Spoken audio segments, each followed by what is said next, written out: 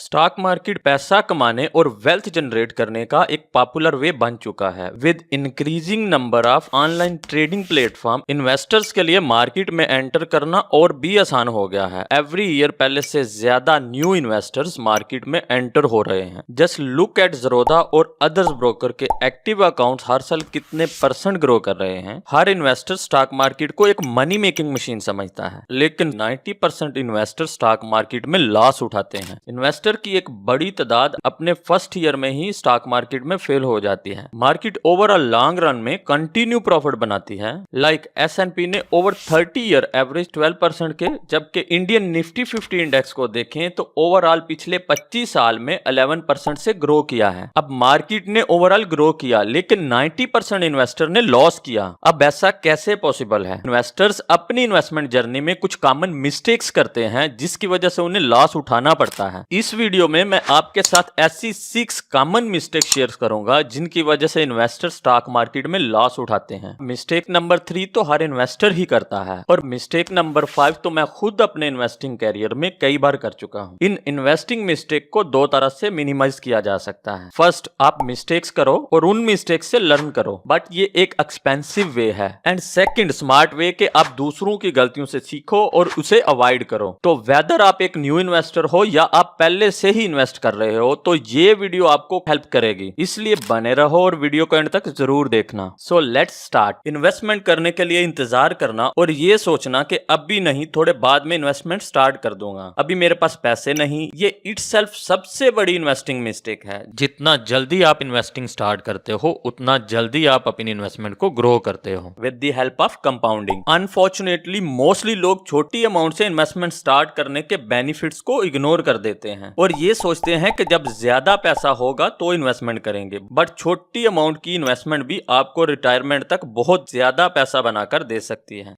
अब इन्वेस्टमेंट करना क्यों जरूरी है? सपोज अगर आप अपनी 25 इयर्स की एज से एवरी मंथ 3000 रुपीज अपने लिए सेव करते हो और आप अपनी रिटायरमेंट एज तक ऐसा करते हो, तो 60 की एज तक आप अपने लिए ओनली 12,60,000 की अमाउंट ही सेव कर पाओगे। बट अगर आप इसी 3000 की इन्वेस्टमेंट को एवरी मंथ इन्वेस्ट करते हो और 11% एनुअल इंटरेस्ट रेट उठाते हो, जो कि आप लॉन्ग रन में निफ्टी 50 से आसानी से उठा सकते हो, तो at the age of 60 retirement के टाइम पर आपके पास अबाउट 1,23,00,000 की अमाउंट हो जाएगी। और ये इन्वेस्टिंग जल्दी से स्टार्ट करना कितना जरूरी है, ये आप इससे देख सकते हो कि अगर आप ये इन्वेस्टमेंट अपनी 20 की एज से स्टार्ट करते हो, तो सिर्फ 5 साल के डिफरेंस से ये अमाउंट 2,09,50,000 की हो जाएगी। इसलिए जितना जल्दी हो सके आपको इन्वेस्टिंग स्टार्ट करनी चाहिए। तो मिस्टेक नंबर 1, यही इन्वेस्टर्स की सबसे कॉमन और मोस्ट एक्सपेंसिव मिस्टेक होती है कि दे नॉट इन्वेस्टिंग। ज्यादातर इन्वेस्टर ये जाने बिना ही किसी स्टॉक में इन्वेस्ट कर देते हैं कि कंपनी का बिजनेस क्या है और कंपनी के फाइनेंशियल्स कितने स्ट्रांग या वीक हैं, और वो ऐसा किसी दूसरे से इन्फ्लुएंस होकर इन्वेस्ट करते हैं, लाइक किसी फ्रेंड या रिलेटिव के कहने पर कि फलां स्टॉक अच्छा प्रॉफिट दे रहा है। बट दोस्तों, शेयर कोई पेपर या लॉटरी की तरह नहीं है, बल्कि ये कंपनी का एक हिस्सा होता है। अब जब शेयर बाय करते हो तो आप उस पर्टिकुलर कंपनी के ओनर बन जाते हो। दोस्तों, जिस कंपनी में आप इन्वेस्ट करते हो, आपको उस कंपनी की वैल्यू को चेक करना चाहिए। सपोज अगर आप सैमसंग में इन्वेस्ट करते हो, तो आप ये देखो कि एट दिस टाइम कंपनी के शेयर्स चीप हैं या एक्सपेंसिव हैं, कंपनी की फाइनेंशियल्स कैसी हैं। इसके लिए आप कंपनी की रिपोर्ट्स को चेक कर सकते हो, लाइक पूरा साल कंपनी ने कितनी अमाउंट की सेल की और ईयर एंड तक कंपनी के पास कितना कैश बचा है। ये देखो कि क्या कंपनी की प्रीवियस ईयर से ज्यादा सेल हुई है, क्या कंपनी की सेल्स ने ग्रो किया है, एटस्ट्रा। इस केस में आपको कंपनी के शेयर्स को तब बाय करना चाहिए जब शेयर्स की प्राइस अंडर वैल्यूड हो। फॉर एग्जांपल, मान लेते हैं कि एक मशीन डेली 100 रुपए का नोट प्रिंट करती है, तो अगर ये मशीन आपको 1 मिलियन रुपए में मिले तो क्या आप इसे बाय करोगे? ऑब्वियसली नहीं, क्योंकि आपकी इन्वेस्टमेंट रिटर्न करने के लिए आपको 27 ईयर से भी ज्यादा का टाइम लग जाएगा। और अगर यही मशीन आपको 50,000 रुपए में मिले तो आप इसे बाय कर लोगे, क्योंकि डेली 100 रुपए का नोट प्रिंट करने पर आपको 1.5 ईयर्स में ही आपकी 50,000 रुपए की इन्वेस्टमेंट वापस मिल मिल जाएगी और फिर नेक्स्ट ईयर्स के लिए आपको डेली 100 रुपीज का प्रॉफिट मिलेगा। दोस्तों, दुनिया का सबसे experienced best investor Warren Buffett even daily घंटों रिसर्च करते हैं और डेली बेस पर कई कंपनीज को रिजेक्ट करते हैं क्योंकि उन्हें उन कंपनीज की एनुअल रिपोर्ट्स में कोई पोटेंशियल ग्रोथ नजर नहीं आता। तो दोस्तों, इसलिए मोस्ट ऑफ इन्वेस्टर अपनी इसी मिस्टेक की वजह से स्टॉक मार्केट से लॉस उठाते हैं कि they invest in companies without knowing. इसलिए आप उस कंपनी में इन्वेस्ट करो जिन कंपनीज के फाइनेंशियल स्ट्रांग हो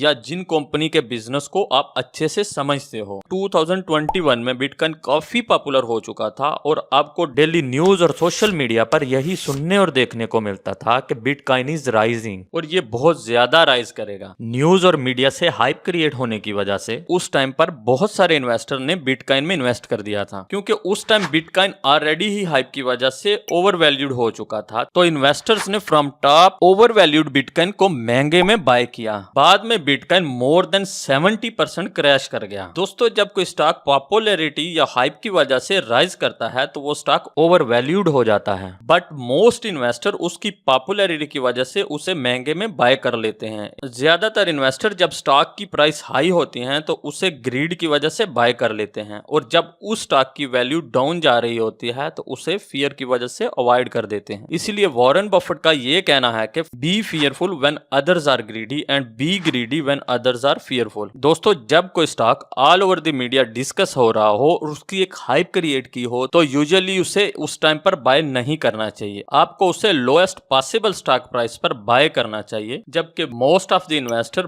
bye the high and sell the low करते हैं, जबकि एक सक्सेसफुल इन्वेस्टर एक्चुअल में इसके ऑपोजिट करता है, मींस के buy the low and sell the high. दोस्तों, जब कोई इन्वेस्टर ओवर वैल्यू स्टॉक को बाय करता है तो फर्स्ट उसके पास अपसाइड पोटेंशियल ऑलरेडी ही लिमिटेड होता है, सेकंड स्टॉक का इमीडिएटली डाउनसाइड रिस्क बढ़ जाता है, एंड थर्ड क्योंकि आपने अपनी इन्वेस्टमेंट ऑलरेडी ही स्टॉक में लगा दी होती है और आपके पास अगर किसी और स्टॉक में अच्छी अपॉर्चुनिटी हो तो आप उसे मिस कर दोगे। तो यही है इन्वेस्टर्स की कॉमन मिस्टेक नंबर 3 कि they buy an expensive stock. Most investor जब स्टॉक में इन्वेस्ट करते हैं तो वो यही एक्सपेक्ट करते हैं कि विद इन डेज और वीक इनकी इन्वेस्टमेंट ग्रो हो जाएगी और वो बिल्कुल भी पेशेंस नहीं रहते। बट दोस्तों, इन्वेस्टिंग एक लॉन्ग टर्म गेम है, इसलिए इसे ग्रो करने के लिए टाइम रिक्वायर्ड होता है। नॉर्मली आप मंथ या ईयर में मे बी कोई भी ग्रोथ ना देखो और नेक्स्ट ईयर में पॉसिबल है कि आपकी इन्वेस्टमेंट बहुत ज्यादा ग्रो होकर डबल से भी ज्यादा हो जाए। और जब आप लॉन्ग टर्म सोचते हो और आपकी इन्वेस्टमेंट लॉन्ग टर्म के लिए हो तो इस दौरान अगर कभी मार्केट क्रैश भी करती है तो आपकी इन्वेस्टमेंट नेगेटिव में जाती है तो आपको इससे कोई फर्क नहीं पड़ेगा क्योंकि आपको पता होगा कि आपकी इन्वेस्टमेंट लॉन्ग टर्म के लिए है और ये short term down trend is a part of investing. इसीलिए वॉरेन बफेट से कि if you buy a stock at desire price and you like the price you hold for 20 years, there is no point to look at the price day to day. इसलिए दोस्तों, आपको अपनी investment grow करने और उस पर ज्यादा से ज्यादा प्रॉफिट उठाने के लिए जरूरी है कि आप उसे लॉन्ग टर्म के लिए इन्वेस्ट करो। इस पर अगेन वॉरेन बफेट से कि अगर आप किसी स्टॉक को 10 साल के लिए होल्ड करने में विलिंग नहीं हो तो आपको इवन उस स्टॉक को 10 मिनट तक भी ओन करने के बारे में सोचना नहीं चाहिए। यह है इन्वेस्टर की मोस्ट कॉमन मिस्टेक नंबर 4 कि they don't give enough time to grow the investment. Next, market different ways में बिहेव करती है। लाइक जब ये राइज करती है तो इसे बुलिश मार्केट कहती है और जब मार्केट डिक्लाइन या डाउन ट्रेंड में होती है तो इसे बेरिश मार्केट कहते हैं और सम टाइम मार्केट साइडवेज होती है, मींस के ना ही बुलिश और ना ही बेरिश होती है। मार्केट बिहेवियर है कि जब मार्केट राइज करती है तो फर्दर एक लिमिट तक राइज करने के बाद उसमें अपसाइड पोटेंशियल नहीं रहता या बहुत ज्यादा कम हो जाता है। तो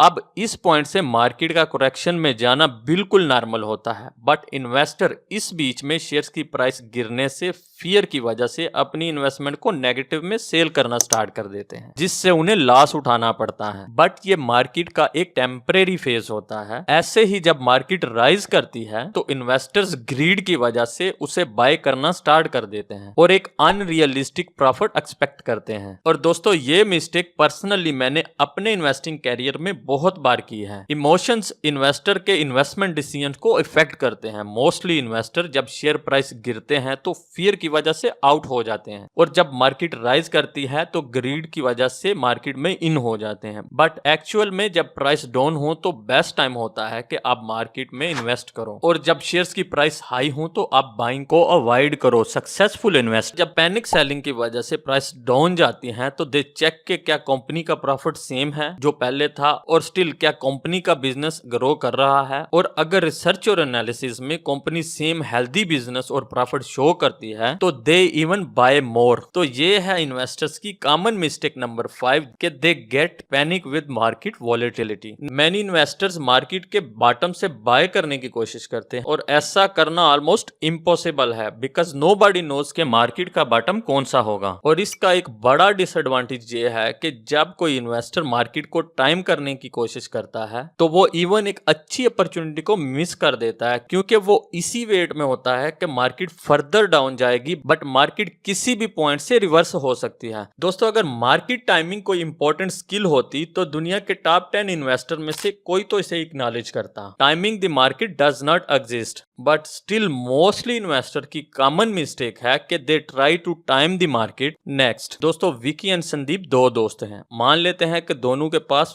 1 मिलियन की इन्वेस्टमेंट अमाउंट है। दोनों अपनी इन्वेस्टमेंट अपनी अप्रोच के हिसाब से इन्वेस्ट कर देते हैं। सपोज विकी अपनी 1 मिलियन की इन्वेस्टमेंट इक्विटी में XYZ कंपनी में इन्वेस्ट कर देता है, जबकि संदीप अपनी इन्वेस्टमेंट का 40% इक्विटी, 30% बॉन्ड्स, 20% गोल्ड और 10% क्रिप्टो में इन्वेस्ट कर देता है। अब अगर विकी की कंपनी XYZ अंडर परफॉर्म करती है तो उसकी पूरी 100% इन्वेस्टमेंट ऑन रिस्क होगी। बट अगर संदीप की एक इन्वेस्टमेंट अंडर परफॉर्म करती है तो दूसरी इन्वेस्टमेंट से संदीप को प्रॉफिट हो सकता है क्योंकि उसने अपनी इन्वेस्टमेंट को डाइवर्सिफाई किया हुआ है। ऐसे ही मोस्ट ऑफ इन्वेस्टर विकी की तरह अपनी इन्वेस्टमेंट को डाइवर्सिफाई नहीं करते जिसकी वजह से वो एक्सपोज टू रिस्क होते हैं। इसलिए don't put all your eggs in one basket. आपको अपनी इन्वेस्टमेंट किसी एक सेक्टर या किसी एक स्टॉक में इन्वेस्ट नहीं करनी चाहिए बल्कि अपनी इन्वेस्टमेंट को डाइवर्सिफाई करना चाहिए। दोस्तों स्टॉक वॉलेटाइल होते हैं इसलिए ये ज्यादा रिस्की होते हैं, बॉन्ड कम रिस्की होते हैं इसलिए इनका रिटर्न्स भी स्टॉक मार्केट से कम होता है। एक बैलेंस इन्वेस्टर अपनी इन्वेस्टमेंट डेट, इक्विटी, गोल्ड में डाइवर्सिफाई करता है। Most of investor similar risk asset में डाइवर्सिफाई करते हैं, लाइक स्मॉल कैप में इन्वेस्ट करने के बाद वो मिड कैप फंड में इन्वेस्ट कर देते हैं। आपको डिफरेंट एसेट क्लास में इन्वेस्ट करना चाहिए like gold, real estate, bonds and equity जो कि लेस कोरिलेटेड है। मींस कि अगर किसी एक का प्राइस गिरता है तो दूसरा उसको फॉलो नहीं करता। लाइक यूजुअली जब इक्विटी की प्राइस गिरती है तो गोल्ड की प्राइस या तो स्टेबल रहती है या फिर राइज करती है क्योंकि इक्विटी और गोल्ड वीक नेगेटिव कोरिलेटेड है। मोस्ट ऑफ इन्वेस्टर की इस मिस्टेक की वजह से वो स्टॉक मार्केट में लॉस उठाते हैं कि they don't diversify their portfolio. तो ये है कॉमन मिस्टेक्स ऑफ इन्वेस्टर जिसकी वजह से इन्वेस्टर को मार्केट में लॉस उठाना पड़ता है। अगर वीडियो अच्छी लगी है तो please like and subscribe to support us. Thanks.